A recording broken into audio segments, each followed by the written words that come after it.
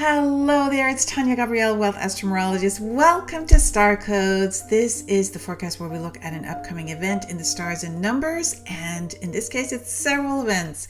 So September is a huge month, as you know. It's an 18 universal month, which is all about things coming to a culmination and us looking very deeply at compassion versus conflict in a huge, intense way. We have two major eclipses. One already happened, the total Pisces full moon eclipse, a lunar eclipse that happened on September 7th, and then an upcoming eclipse on the 21st, the Virgo solar eclipse, plus Saturn retrograded back into Pisces for the final time in its long sojourn in Pisces, the final sign of the zodiac, Saturn being all about timing and destiny and karma.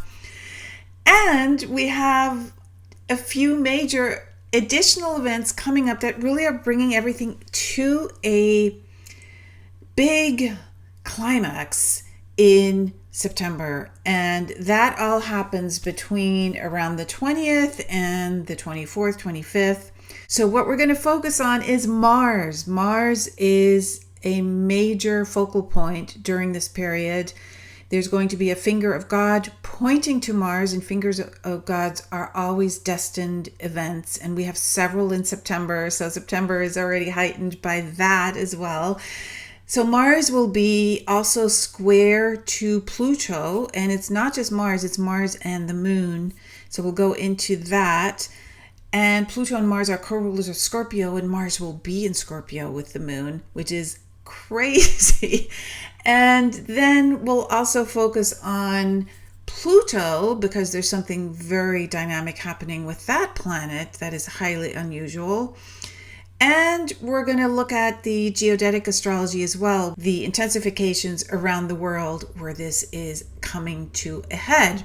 So let's start with the finger of God, because that formation, which is 250-degree quincunxes that are connected via a 60-degree sextile, is a destined event. And we have four outer planets, Pluto, Uranus, Neptune, and Saturn, all at the very beginning of a sign, or Saturn very end of a sign, which is the same area of the zodiac. And several of these yards are activated in September because of where the planets are in relation to Pluto and Saturn, Neptune, and Uranus. So Venus will be pointed to by Pluto and the Neptune-Saturn conjunction between September 18th and 20th. That's right before the Virgo solar eclipse on September 21st and the equinox on September 22nd. There's so much, like I said, to talk about. So Venus is going to bring some much needed respite, beauty, peace, and a focus on harmony and love, which is very much needed right before Mars gets its own finger of God pointed to. So Mars is currently in Libra, which is fortunate because Libra is ruled by Venus. So Mars is not that comfortable in Libra. Libra likes being diplomatic and is the sign of peace, of balance, of listening to each other. It's relationships. So the thing about this yod that's so incredible is that the exact moment that it activates, the moon, which is very fast moving, 1 degree every 2 hours, the moon will be conjunct to Mars, with both at 1 degree in Scorpio. Okay, so this is already a big deal because Scorpio goes so deeply. Scorpio does not leave a stone unturned. It wants to get to the truth. And Moon and Mars are very emotional when they get together. Moon governs the heart and intuition and your feelings. It's very sensitive. And Mars is extremely passionate and a fiery planet. Now, Mars is the original ruler of Scorpio, the ancient ruler of Scorpio before Pluto was discovered. And Pluto is creating a square to Mars and the moon. Pluto is the modern ruler of Scorpio. Pluto will be at 1 degree Aquarius. So Pluto will be square to Mars, conjunct the moon, bringing huge scorpionic energy, fiery energy, underworld energy to the surface. This is very volcanic energy.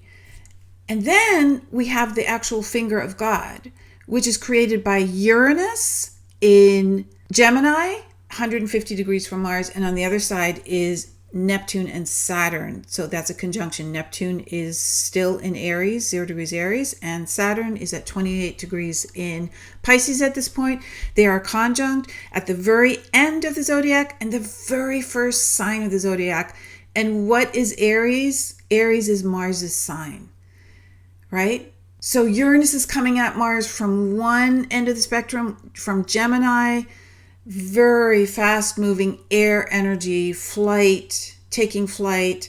In fact, there is a kite, we'll get to that in a moment, that shows it's taking flight. And then we have Neptune and Saturn at the very end of the zodiac is Saturn, self-undoing in Pisces, bringing the destiny to the surface now, like literally whatever wasn't uncovered in terms of the truth will need to come up now in terms of being purged. And then Neptune, the ruler of Pisces, where Saturn is now, is in the first degree of the zodiac, 0 degrees Aries. And that is quite astounding because when we look at Neptune conjunct Saturn, Neptune is in a position of either showing up as a spiritual warrior or as deception in war or conflict. So we have that. And Neptune's at 0 degrees. So Uranus is at 1 degrees. Mars is at 1 degrees. Moon is at 1 degrees. And Pluto is at 1 degrees. And there's one more. The Sun is also at 1 degree. So we have a quintuple 1 code in numerology. So major when 5 planets, or the Sun and 4 planets, are all at 1 degrees, changing the landscape into forward momentum. And remember, this is right after the Virgo solar eclipse. That's a new moon. One is about new beginnings. The Virgo eclipse will have just happened on September 21st, and the equinox, which is when the sun enters Libra, is on the 22nd of September, and that also signifies new beginnings because we're now moving into a new cardinal sign, right? We're starting a new season. Autumn in the Northern Hemisphere, spring in the Southern Hemisphere, and cardinal signs are all about new beginnings. So the whole message across the board on every layer is about starting something new. But it's showing that in order to move to that place, we have to look at deep-seated truths, emotions, sudden triggers due to Uranus, Mars, and Pluto being involved. These can be absolutely cathartic. They can be absolutely focusing on the need to purge to the nth degree, or they can result in outbursts of anger and revolutionary energy. Now, Saturn and Neptune is also pointing to the moon, of course, which is conjunct Mars. Huge activation of emotional purging and coming to terms with lies or coming to terms with responsibilities. But what's so amazing is that the moon rules Cancer. And Jupiter is currently spending a year in Cancer until June 29th, 2026. And Jupiter is exalted in Cancer. So Jupiter is allowing this energy of faith and joy and openness and a sense of feeling connected through an abundance of love, an abundance of generosity. And this faith and trust in the divine is absolutely vital during this time.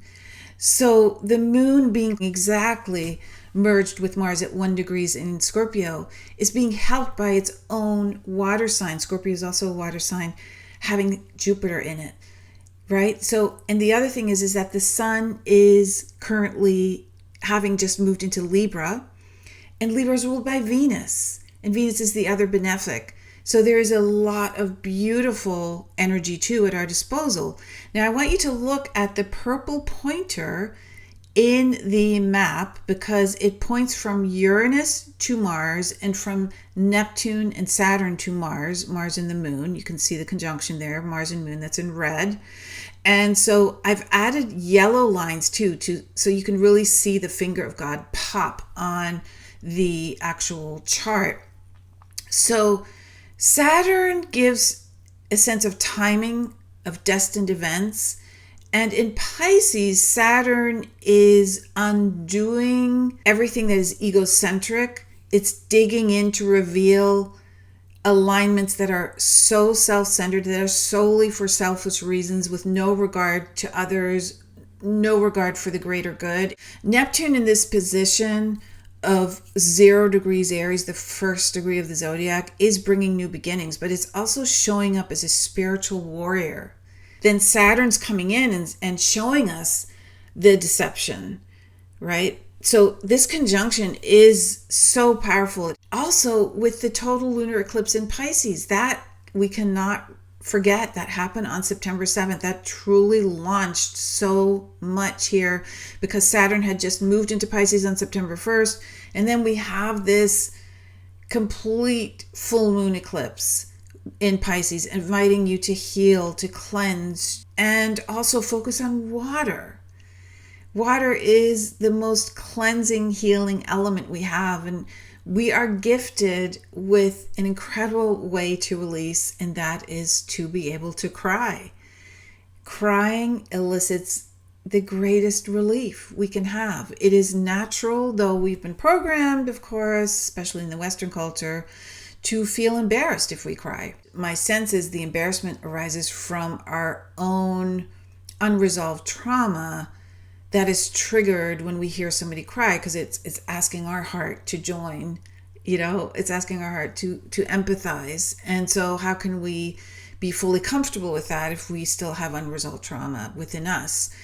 So the thing is, because Saturn is now truly wrapping up its sojourn, its journey in Pisces, with this Pisces total lunar eclipse happening literally the same time, it is showing you, Saturn is such a strong planet, that to be able to cry is a sign of inner strength. And that is just the truth. Like, if you are able to show your most vulnerable sense and release and let the tears flow, you are actually not showing weakness.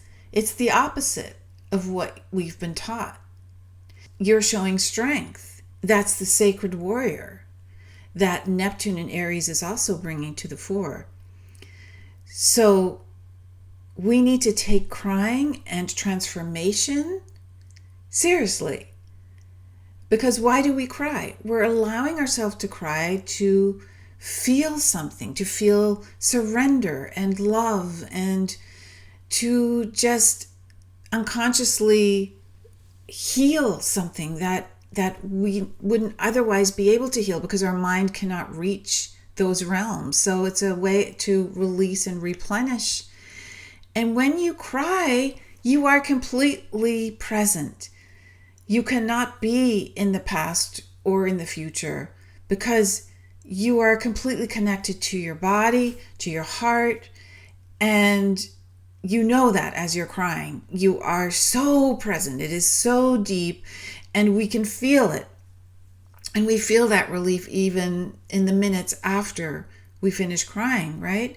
Then, of course, our mind starts up again and the chatter starts, and then there can be negativity about the crying or whatever the case may be.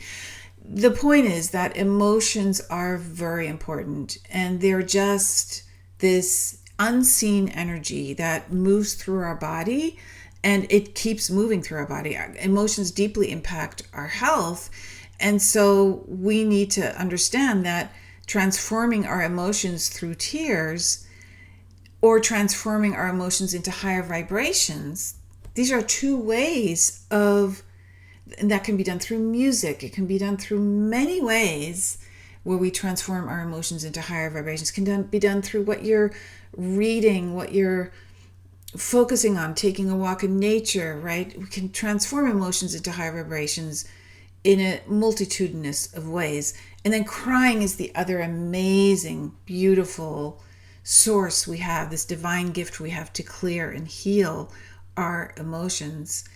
So during this eclipse cycle, which we are in now and which we will continue to feel over the next weeks and months, don't hold back your tears. Remind yourself that emotional energy can get congested in the body. It can cause backups in the body. It can cause inflammation, right? So whenever you are urged, you feel this urge, don't hold it in. Don't swallow your urge to cry, right? That is going against nature. Your body is telling you to release. And that means it's absolutely vital to stay energetically balanced in every way your body speaks to you, and not hold things in for months, for years. So Pisces is the sign of merging our heart with the heartbeat of the cosmos. And tears are our divine gift, our tool to help move through the very emotional human experience that we have, right? To maintain our physical, mental, emotional well-being. So if you have a hard time shedding tears, and I know there are generations where tears were not shed, and it deeply impacted the ability to even relate to others because the relationship within was so shut down. If you have that difficult time, then rise above your cultural and societal expectations that were put on you since you were young, since you were a baby, to not cry, and set an example to yourself and others. Inspire others by expressing yourself fully, expressing yourself freely without feeling like you're lesser than, like you are weak. So we are being recalibrated now in so many ways, as you can see, and the transformation is coming as a result of you allowing your emotions to flow. You're releasing, you're resetting, you're cleansing, you're renewing, and you're surrendering. So now it's time for our geodetic mapping segment. We're going to look at Mars conjunct the moon, both square exactly to Pluto. And we're going to keep in mind Neptune and Saturn conjunct each other. So let's head on over to the maps. So here is the map of the world in terms of the geodetic mapping, and we're going to look specifically at the Moon-Mars line, which you will see in orange, either dotted or not. Here is one of them, here is another right there, and then we have Mars and Moon conjunction there. So we're going to look at those and then also look at Pluto, because Pluto is creating that square. And then, as needed, we'll focus on Neptune and Saturn conjunction. The Pluto line moves through, and I'm going to go a little closer here. You can see the Pluto line here moves through the mid and western part of Canada and then dips into around Vancouver towards Seattle and Portland. And this is a powerful line that's going to be there for quite a while. I mean years. It's slowly moving, and then it has retrograde. So it's slowly moving, inching across, but it is being activated now because of Mars. And this is why I'm pointing it out. And when I say now, I mean over the next few weeks, this Pluto line will be activated by Mars. And it dips into the Pacific. Here is the first Mars and Moon line, that the conjunction, right, that square to Pluto. It is just east of Hawaii, and so it will impact that area. It's not over the island or very, very close, but it will have some impact there. And you can see how the Pluto line crosses right here in the South Pacific. So then we're going to move to the next Mars and Moon line. This crosses over the northeast of the US and into Canada, right through Montreal, Boston, New York City, close to Philly, and dips down into the Atlantic. So this whole area is definitely impacted. Remember, the range is up to 500 miles. Yeah, I would say that there is a major activation. By the way, here's the Pluto line. So Then let's take these two orange lines. Let's move down. So here's the dotted orange line. It goes very close to Puerto Rico and dips then into Venezuela and moves through just the center of South America. As you can see, it dips out down here, Argentina, Brazil area into the ocean. So it really slices South America in half. And then we have the Pluto line over this area. So this is the very eastern part of Canada, moving down just to the east of the Caribbean and then crossing over in the heart of South America. Okay, so those are areas to keep in mind. And then one more really vital piece here in this equation in the last half of September is the Saturn, Neptune, and Sun intensification. The Sun is now in Libra opposite Saturn and Neptune, and that's why you see these lines together. And they go right through the center of Canada, the center of the US, Midwest and South, over New Orleans, and this whole area is impacted, the whole Gulf, all of Central America, of course, and then dipping into the Pacific. Then the next important combination happens in Europe, where we have Pluto right here, moving right through the area of near Belgium, Netherlands, France, Germany, Austria, Switzerland, Italy. Now I want to hone in here because you can see the Moon and Mars conjunction that is square to Pluto. It does go right through Ukraine. It splits Ukraine in half and impacts the whole Eastern Europe area.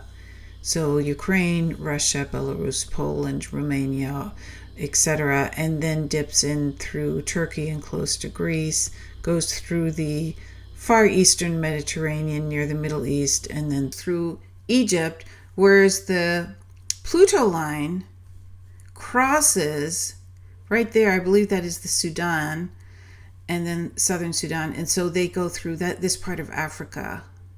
You can see this is very powerful. Seeing this whole area, in fact, the Moon and Mars line dips through the center of Africa, very similar to South America, and goes through South Africa and Lesotho right there. And looking back at the Pisces total lunar eclipse that literally happened less than a week ago, I'm recording this on Friday, September 12th. In the 48 hours during and after that eclipse, we had 3 resignations of leaders of nations. Now remember, Pisces is about endings, and we're in a month of endings, an 18-9 month. It's a 9-9-9 month because we're in a year of endings. Also for 2025 is a 9.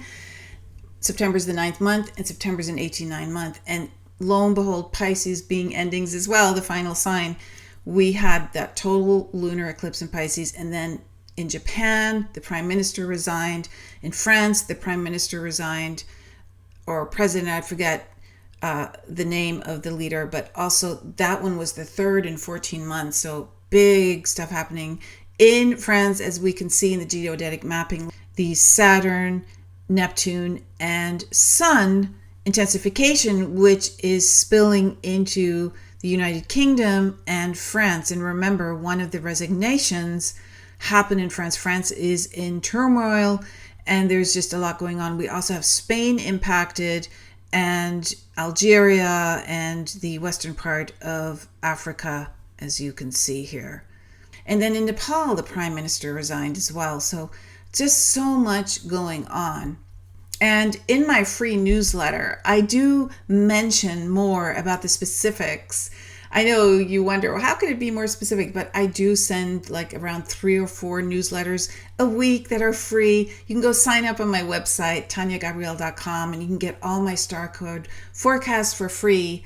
And I send forecasts and a lot of tips several times a week. So enjoy that. So now let's move to the next activation of Mars conjunct the Moon and squaring Pluto. So here we see the Moon-Mars conjunction. that powerful conjunction going right through eastern Russia, far eastern Russia, and far eastern China. But what strikes me is the proximity to Japan, where we just had that resignation, and also the proximity to the Kamchatka Peninsula, where we just had that earthquake, huge 8.8 earthquake that caused tsunami warnings a few weeks ago. And then we go south through North Korea, South Korea, into there's Taiwan, the Philippines, and then through Indonesia and skirting far western Australia. You can see the line go through all those countries there, all those countries. And then it is very close and cutting through the Pluto line. This dotted line right here is the Pluto line. And so it is activating this whole Pacific area. You know, this is extremely potent because it's an exact square by those two planets.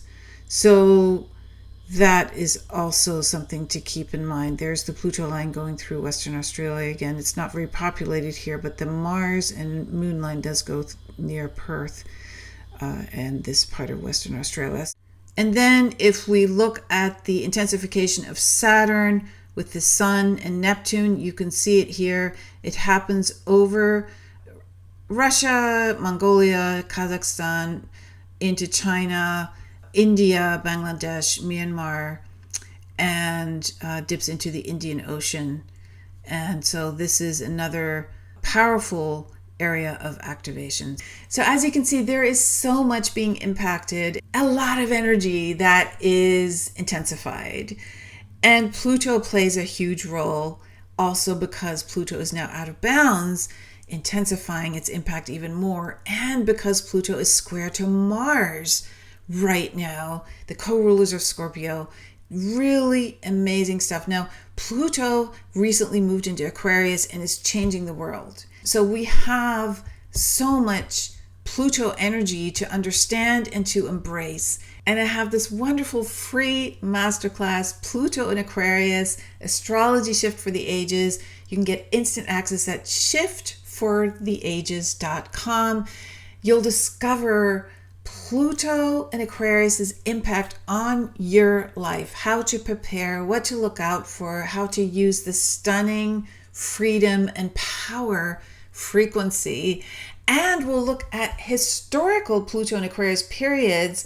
History gives us an unmatched perspective, and we're going to go back 11 previous times in history, way before Christ, starting off there to get powerful guidance for the current 20-year Pluto cycle that we're in now, where Pluto's in Aquarius. And we'll look at an Hellenistic forecasting technique that's ancient as well. It's very powerful, and it's looking at the Pluto and Aquarius cycle from the 5 bounds. That means we're going to have 5 specific time periods in the next 20 years that all have different forecasts. So we're going to look at those and look at the most recent Pluto and Aquarius transit, which happened from 1777 to 1798. What does it tell us about potential outcomes between now and 2044?